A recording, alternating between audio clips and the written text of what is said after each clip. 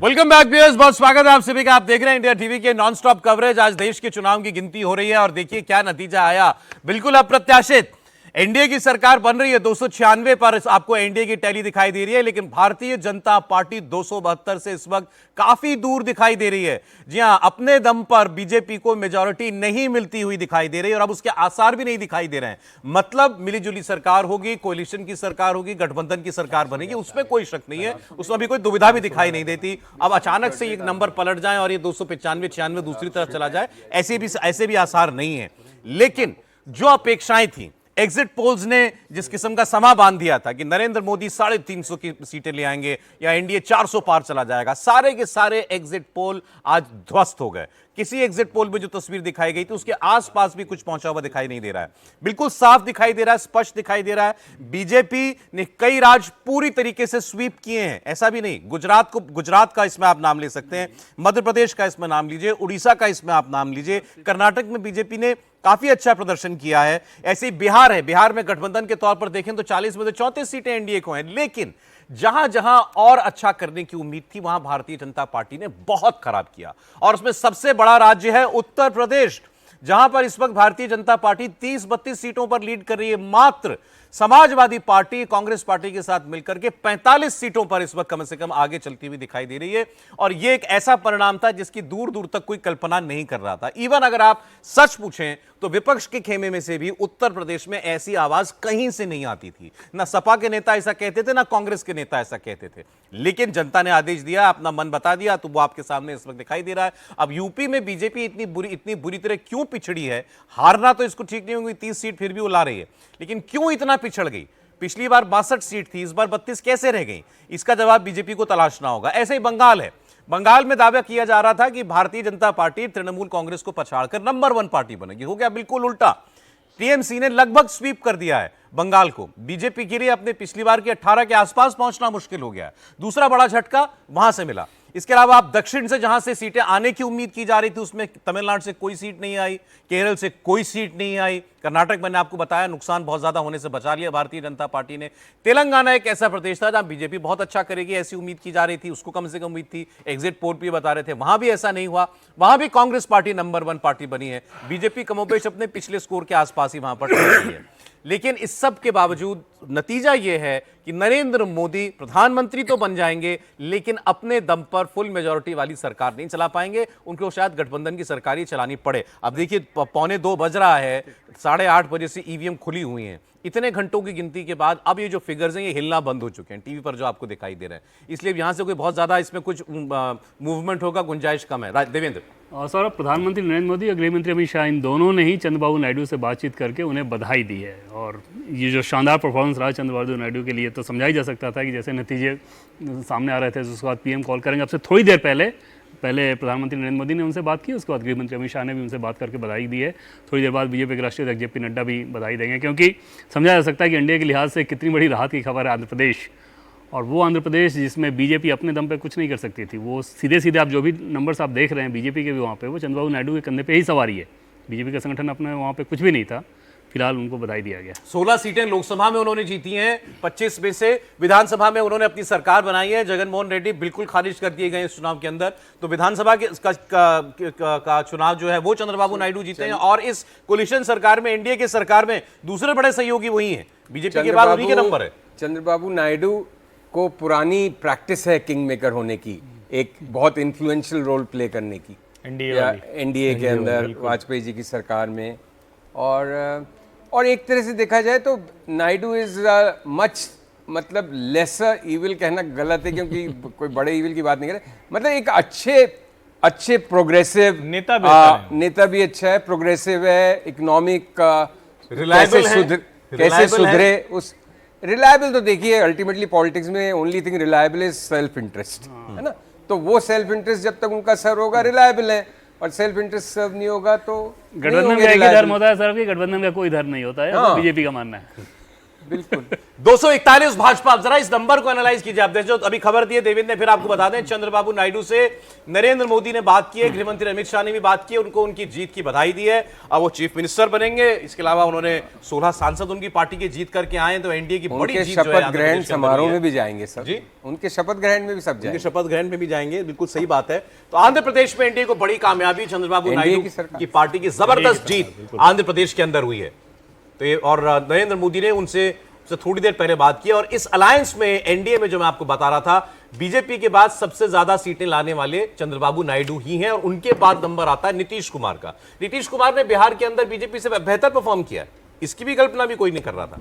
लेकिन देखिए इस वक्त की हकीकत तो यही दिखाई दे रही है। 297 पे एनडीए का मार्क टिका हुआ और भारतीय जनता पार्टी 241-42 सीटों पर दिखाई दे रही है, यानी 30 सीटें दूर उस मेजॉरिटी मार्क से, जो कि शायद डन डील मान लिया गया था, लेकिन वो नहीं हुआ। चंद्रबाबू नायडू तक बधाई संदेश पहुंच गया रजत जी। अब देखिए 1962 के बाद पहली बार एक व्यक्ति तीसरी बार प्रधानमंत्री बनेगा, ये भी काफी बड़ी डेवलपमेंट है।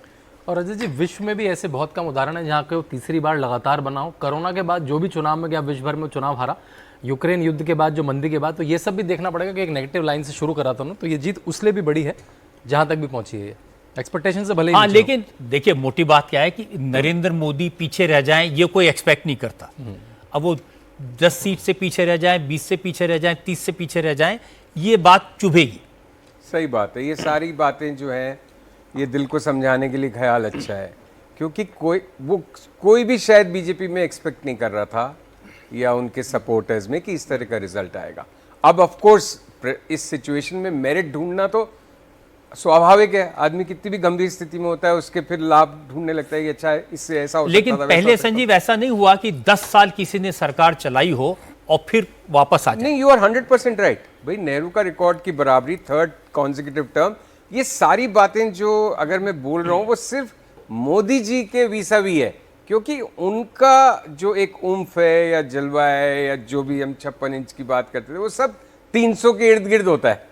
तो उससे एडजस्ट होने में 2-4 दिन का वक्त लगेगा। उसके बाद थिंग्स विल बी नॉर्मल। एक नॉर्मल सरकार चल रही होगी कोalition की, ठीक है। नहीं, सरकार तो जैसी चल रही होगी, पार्टी के अंदर बहुत सारी जबानें क्या आजाद हो जाएंगी। वो तब तक सॉल्व नहीं हो सकता ना जब तक ये ना दिखे कि नरेंद्र मोदी की लोकप्रियता में कोई कमी आ रही है। बीजेपी को आज भी मालूम है, बीजेपी के हर एक कैंडिडेट को मालूम है कि आप चुनाव में जाते हैं तो उसी चेहरे के सहारे। ये जो सांसद जीत के आ रहे हैं, अगर इनका सर्वे करा लिया जाए तो उसमें से 2.25 यही कहेंगे कि हम तो अपना कुछ नहीं था, मोदी जी के चलते जीत रहे हैं। तो उस स्थिति में तब तक परिवर्तन नहीं आ सकती जब तक नरेंद्र मोदी की पॉपुलैरिटी में कमी ना हो। अगर उनकी अपनी पॉपुलैरिटी में इरोजन दिखेगा तो फिर संघ ज़्यादा हावी होने की कोशिश करेगा। वो तो है नहीं। अभी जैसे आपने बीजेपी के ढांचे में ये दिखता है कि संघ का कोई बहुत ज़्यादा रोल नहीं है। जैसे आपकी लोकप्रियता स्वाभाविक तौर पे, अगर आप लोकप्रिय नहीं रहे पहले जैसे, फिर आपको फैसले लेने की आज़ादी वैसी नहीं होगी।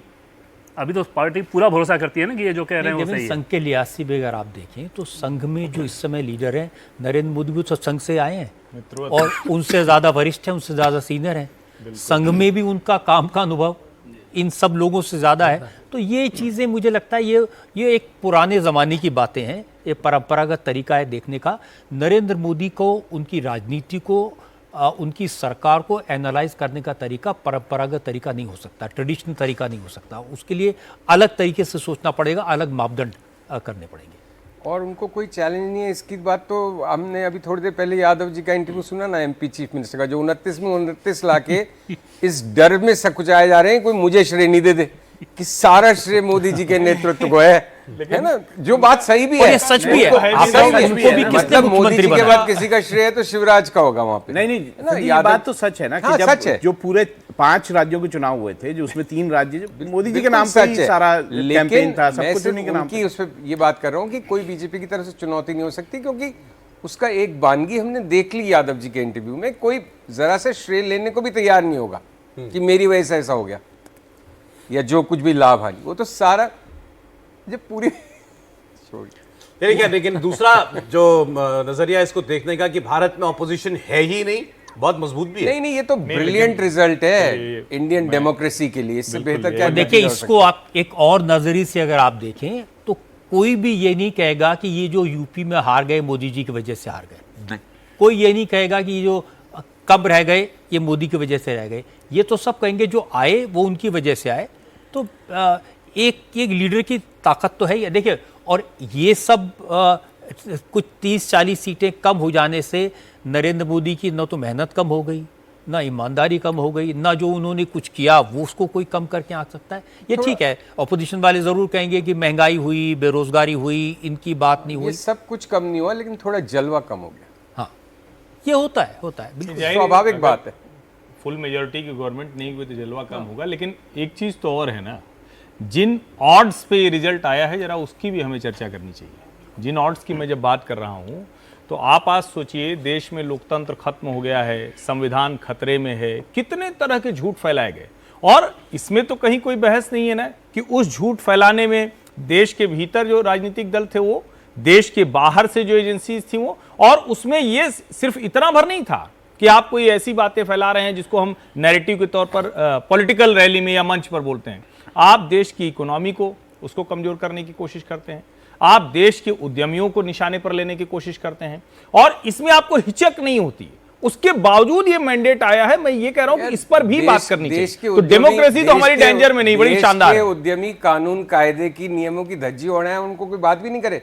इसमें क्या देश को खतरा है? कोई देश किसी उद्यमी या उद्यमियों के साथ थोड़ी एसोसिएटेड है सिर्फ। देश भारत बहुत विराट और महान देश है और बहुत पुरातन सर, एक बात देश मुझे बताएं, इस पर हम लोग सब सहमत हैं सुबह से, क्योंकि इस पर चर्चा कर रहे हैं कि ये आरक्षण छीन लेंगे, नरेंद्र मोदी को 400 सीट आ गई, ये विपक्ष का ऐसा हथियार था जो लगता है काम कर गया। ये तो हम सब लोग ये कह रहे हैं। लेकिन हम सारा इस नंबर का सारा श्रेय मैं उस नहीं एक कह रहा बात हूं को कि नहीं सब दे कुछ उसकी सकते। वजह से हुआ, लेकिन ये विपक्ष का मेरे ख्याल सबसे से बड़ा बड़ा कारण मुद्दा था। राहुल गांधी ने पूरे कैंपेन में एक ये बात कही। मैं केवल इतना कह रहा हूं कि आज मैं क्या, आपको बताऊं मुझे क्या लगता है सबसे बड़ा मुद्दा, आप अपनी बात मैं समाप्त सिर्फ कर ये लीजिए। कह रहा हूं सर, राहुल गांधी जेब में संविधान की एक गुटका लेकर के हर जगह रैली में जाते थे, शुरुआत से अंत तक उन्होंने इसी बात को दोहराया। क्या ये झूठ नहीं था सरासर? ये बात पलट के, ये बात हर कोई कहता है मोदी ने ये बोला, ये कहा ये झूठ था, ये कहा ये तो झूठ था। ये राहुल गांधी का पूरा कैंपेन जिस एक चीज पर था वो शुरुआत से अंत तक झूठ थी। ये अस्त्र किसने दिया उसके हाथ? 400 पार का नारा तो राहुल गांधी ने नहीं दिया था ना। तब भी कर लेता वो 400 पार का मेरा मानना है कि मोदी आएगा तो संविधान पलट देगा, आरक्षण छीन लेगा। मुझे बता दीजिए कौन इस पर यकीन करता? हम लोग एक चेक्स एंड बैलेंसेस में विश्वास रखने वाले मुल्क हैं, बुनियादी लोकतंत्र में विश्वास करने वाले लोग हैं। किसी भी एक तरफा बहुत ज्यादा सत्ता होने से शायद लोग असहज होते हैं, और ये वो बैलेंस बनाया गया इस इलेक्शन के रिजल्ट में, ऐसा मुझे लगता है। अब उसके माइक्रो रीजंस हम कितने भी नहीं, ढूंढ देखिए, लें। अब मैं इसमें संजीव थोड़ा सा आपको करेक्ट सर, करना पूरा चाहूंगा असहमत होइए। कि मध्य प्रदेश की जनता ने बैलेंस नहीं बनाया, गुजरात की जनता ने बैलेंस नहीं बनाया, उत्तराखंड के लोगों ने बैलेंस नहीं बनाया, दिल्ली वालों ने बैलेंस नहीं बनाया, सर, सिर्फ सब यूपी बनाए वाले थे ने तो बैलेंस 140 रह जाते बनाया। हैं। ऐसा नहीं है। सब बनाए थे तो 140 रह जाते 240 की वजह। इसीलिए मैं कह रहा हूं कि बैलेंस कोई एक समाज का हिस्सा बनाए, क्योंकि उत्तर प्रदेश की परिस्थितियां, उत्तर प्रदेश के उम्मीदवार, उत्तर प्रदेश की लड़ाई और आपसी झगड़े, वो एक चीज हो सकती है। लेकिन ये कहना कि एक जनता ने बैलेंस बना दिया, आप एक ओवरऑल फिगर देखेंगे तो लगेगा, लेकिन बैलेंस बनता है तो फिर सब जगह बनता है। छत्तीसगढ़ में भी बनेगा, मध्य प्रदेश में बनेगा, बिहार सबसे बड़ा एग्जांपल है। पॉलिटिकली अवेयर लोग बिहार से ज्यादा कहीं नहीं है। सिर्फ यूपी के सर्कमस्टेंसेस की फिर क्यों बात करें, महाराष्ट्र की क्यों नहीं करें, बंगाली क्यों नहीं करें, राजस्थान की क्यों नहीं करें? मतलब जरूर अपवाद करना चाहिए। ये जो एरियाज है, लेकिन उनके नंबर इतने कम है ना, ओवरऑल अफेक्ट नहीं करते। लेकिन बंगाल की जरूर चर्चा होनी चाहिए, महाराष्ट्र की जरूर चर्चा होनी चाहिए, निश्चित तौर पर होनी चाहिए। भाई, जो आपकी अपेक्षाएं थी वो क्यों नहीं पूरी हुई? तो इसीलिए शायद बैलेंस बनाया। एक चीज़ और जैसे शायद स्वेच्छाचारिता वाली बात कही जाती है ना कि अपने मन से चलाते हैं, सब कुछ करते हैं, उनके सारे फैसलों को अगर उठाकर देखें तो अपने मन का क्या करते हैं। जैसे अगर उन्होंने मध्य प्रदेश में ये डिसीजन लिया कि एक ही व्यक्ति अगर बार बार मुख्यमंत्री है, तो पार्टी के सिस्टम में ऐसा नहीं होना चाहिए कि एक ही व्यक्ति का अधिकार है, और भी दूसरा कोई कार्यकर्ता है जिसको ये अवसर मिलना चाहिए। क्या उसे हम स्वेच्छाचारिता कह सकते हैं कि अपने मन से अपने शिवराज को हटा दिया? राजस्थान में यही लागू था कि क्या कोई इस ही व्यक्ति पर डिपेंडेंसी होनी चाहिए? क्या ऐसा नहीं होना चाहिए कोई एक कार्यकर्ता उठ के आ रहा है उसे हम बना देना है? टिकट डिस्ट्रीब्यूशन में यही काम करते हैं, पार्टी के सिस्टम में यही काम करते हैं। तो ये तो बेसिकली पॉलिटिकल सिस्टम को क्लीन करने का काम है। देवेंद्र, ये रूल तो खुद पे भी लागू होना चाहिए ना। आप भी तो 2002 से मुख्यमंत्री चल रहे हैं और आज तक 2024 तक उसमें तो यही है ना कि इसको ऐसे समझिए दूसरों वोट के भी लिए- वही ला रहा है ना। दूसरों के लिए रूल्स बनाना, वोट भी तो वही ला रहा बड़ा है। सिंपल है। नहीं, लेकिन अगर मेरे फादर मुझे करेक्ट करने की कोशिश कर रहे हो तो मैं ये कहूँ कि आप पहले हट जाइए, आप क्यों करेक्ट कर रहे हैं मुझे? भाई, घर का जो गार्जियन होता है वही सिस्टम को ठीक करता है। तो प्रेजेंट सिचुएशन में बीजेपी के गार्जियन है प्रधानमंत्री नरेंद्र मोदी, वोट लेके वो आ रहे हैं, तो सिस्टम ठीक करने की अगर वो कोशिश कर रहे हैं तो कम से कम उसको इस रूप में प्रोजेक्ट करना है कि अपने मन का कर देते हैं। और दूसरा, प्रधानमंत्री नरेंद्र मोदी जैसे कोई कार्यकर्ता नीचे से ऊपर आता है, कोई वो भी ऊपर नीचे से ऊपर आए, बिल्कुल तो सही उसमें बात ये है। कहना कि वो अपने आप को करेक्ट करते हैं, मेरे ख्याल से ये तो जो सही टिकट केंद्रीय चुनाव समिति की जो बैठक होती थी सौरभ, आप- उसमें सबसे कम बोलने वालों में से प्रधानमंत्री नरेंद्र मोदी रहते थे। प्रदेश अध्यक्ष आते थे, साथ में संगठन महामंत्री होते थे, प्रेजेंटेशन चलता था, कैंडिडेट के बारे में बताया जाता था कि इसका क्या क्या प्रोफाइल है। चुनाव समिति की बैठक में जो लोग मौजूद रहते थे उस पर मुहर लगाते थे। सबसे कम जो बोलते थे किसी कैंडिडेट के बारे में वो पीएम। 235 और 102 235 से 102 हो गया। कांग्रेस पार्टी 100 के ऊपर चली गई है। हमारा आंकड़ा फेल हो गया। 100 के ऊपर कांग्रेस पार्टी चली गई है। तो 97 देने बैठे हुए थे। कल विजय लक्ष्मी ने ये बताया था कि कांग्रेस पार्टी एक्सपेक्ट कर रही है कि हम 115 तक जा सकते हैं। तो 100 के ऊपर तो देखिए कांग्रेस पार्टी गई। अब यहाँ कितनी देर टिकती है ये हमको देखना पड़ेगा।